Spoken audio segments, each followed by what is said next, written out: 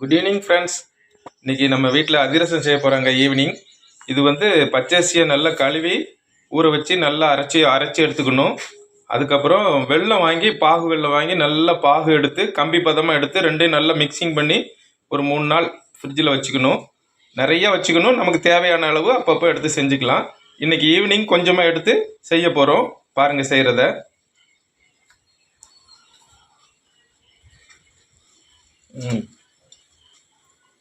அடுத்தது அதே மாதிரி ஹோல்ஸ் போட்டு ஒன்று போட போகிறாங்க.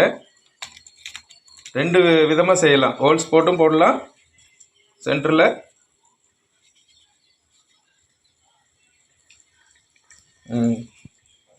இன்னொரு மாடல் போட போகிறாங்க.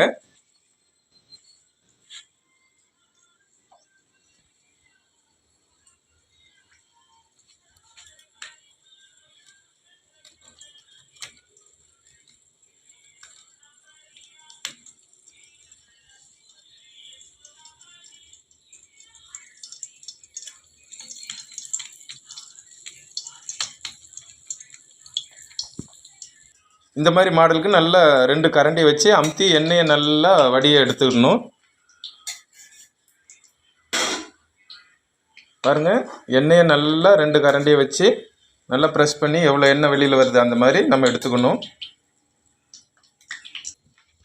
இப்போ நமக்கு 2 மாடல்லையும் அதிரசம் ரெடி ஆயிடுச்சு.